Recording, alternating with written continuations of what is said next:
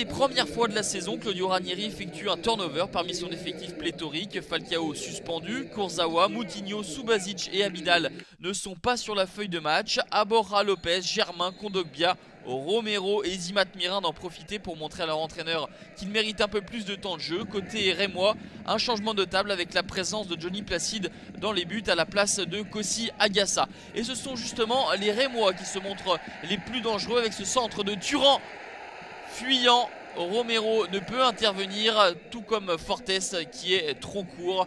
Les rémois qui empêchent les monégasques de développer leur jeu. Et il n'y a qu'une seule équipe sur le terrain, tout du moins offensivement. Thuram de nouveau au centre, mais cette fois-ci il trouve à la réception Antoine Deveau, 34e minute de jeu. Reims ouvre la marque et c'est logique. Thuram, Deveau, c'est la doublette magique, celle-là même qui avait permis à Reims de marquer il y a de cela un mois contre Monaco en championnat. Et c'est le 7e but encaissé par l'ASM dans le domaine aérien.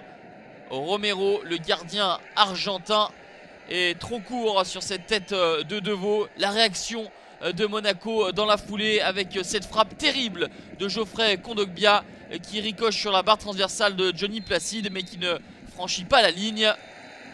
1-0 à la pause pour les Champenois.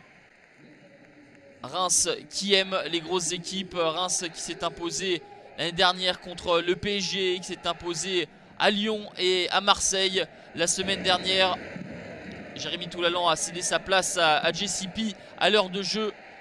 Et les Rémois continuent de pousser avec cette frappe de Gaëtan Charbonnier, repoussée avec difficulté par Sergio Romero, l'ancien gardien de la Sampdoria. Mais c'est une deuxième mi-temps beaucoup plus débridée avec des actions de part et d'autre, à l'image de cette tentative du latéral droit brésilien Fabinho qui tombe sur un Johnny Placide très présent. Il y a deux bons gardiens du côté de Reims avec Kossi Agassa et Johnny Placide qui a de la réussite une nouvelle fois avec cette frappe de Fabinho sur la barre. C'est la deuxième fois que les Monégasques trouvent les montants.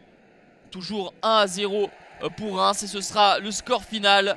Première défaite de la saison pour Monaco qui est éliminé de cette Coupe de la Ligue et devra se recentrer sur le championnat avec le choc contre Lille. Reims continue sa course pour les huitièmes de finale.